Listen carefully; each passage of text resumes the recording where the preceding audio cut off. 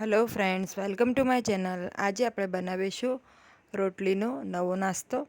જો તમે મારી ચેનલ પર નવા હો તો મારી ચેનલને સબસ્ક્રાઈબ કરજો, જેથી આવનારી નવી વિડીયોની નોટિફિકેશન તમને સૌથી પહેલાં મળી શકે. તો ચાલો આપણે રેસીપી સ્ટાર્ટ કરીશું. અહીંયા મેં 1 કપ બેસન લીધું છે. એમાં 1 ચમચી અજમો,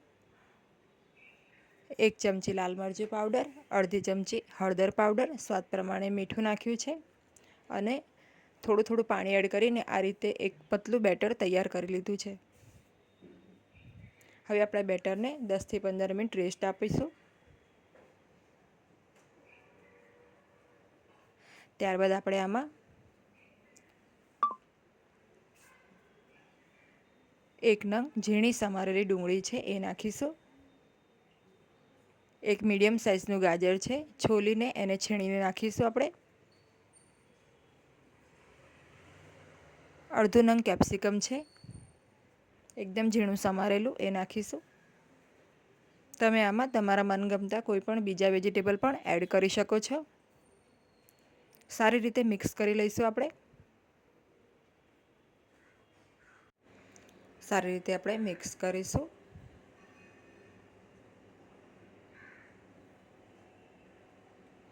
હવે આપણે આમાં 1 ચમચી જેટલો ગ્રીન ચીલી સોસ છે એ નાખીશું. તમે ઈચ્છો તો લીલા મરચાંની પેસ્ટ બનાવીને પણ આમાં નાખી શકો છો.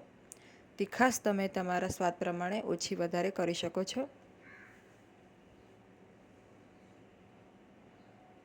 હવે આપણું જે બેટર છે એ સરસ રેડી છે.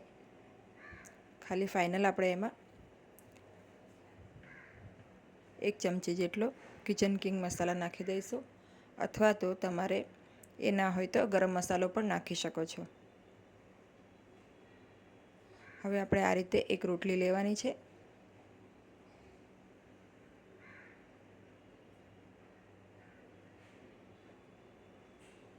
હવે આપણે તવો ગરમ કરીશું.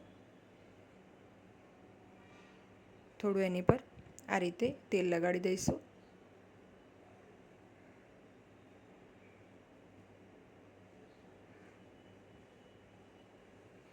હવે આપણી જે રોટલી છે એને આપણે થોડી આ રીતે શેકી લઈશું, એટલે કે રોટલી થોડી ક્રિસ્પી થઈ જાય.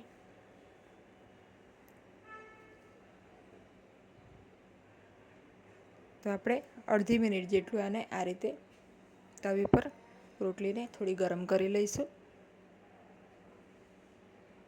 હવે આપણું જે બેટર બનાવ્યું છે એ રોટલી પર સારી રીતે આ રીતે સ્પ્રેડ કરવાનું છે.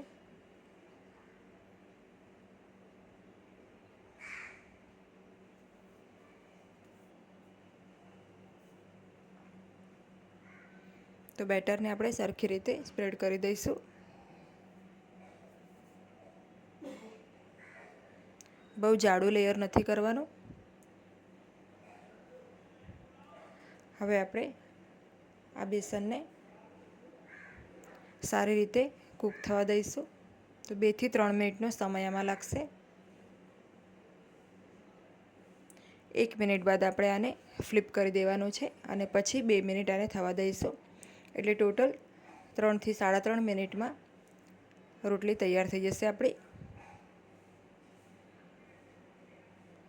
1 મિનિટ થઈ ગઈ છે. હવે આપણે આને ફ્લિપ કરી દઈશું.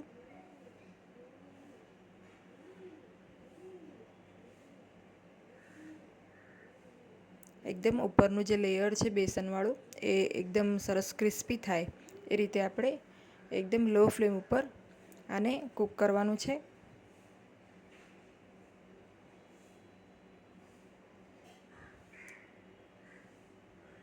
રોટલીની સરફેસ ઉપર થોડું આ રીતે તેલ લગાડી દઈશું.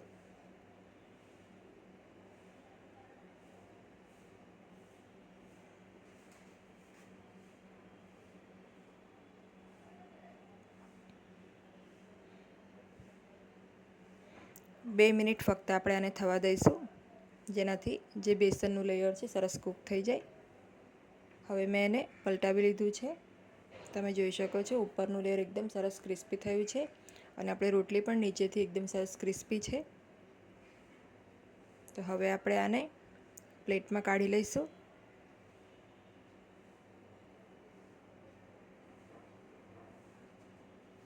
તો આ રીતે તમે બીજી રોટલીના પણ બનાવી શકો છો.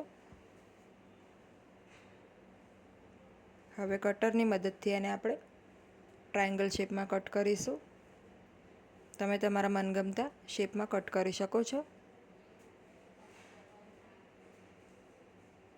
તો આને આપણે પિઝાની જેમ ટ્રાયેંગલ શેપમાં કટ કરીશું.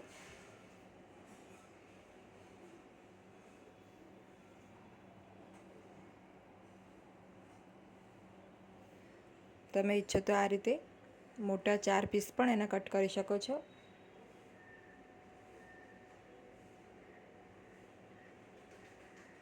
આ નાસ્તો ખાવામાં ખૂબ જ ટેસ્ટી લાગે છે. એક વખત આ રેસીપી જરૂરથી ટ્રાય કરજો અને એકદમ ઇઝી છે, ફટાફટ બની જાય છે. મેં આને ગ્રીન ચટણી અને ટોમેટો કેચઅપ સાથે સર્વ કર્યું છે. તમે આને ચા કોફી સાથે પણ સર્વ કરી શકો છો. ખૂબ જ ટેસ્ટી બને છે આ રેસીપી. એક વખત જરૂરથી ટ્રાય કરજો. જો તમને મારી આજની આ રેસીપી ગમી હોય તો વિડીયોને લાઇક અને શેર કરજો અને મારી ચેનલને સબસ્ક્રાઈબ કરજો. Thanks for watching.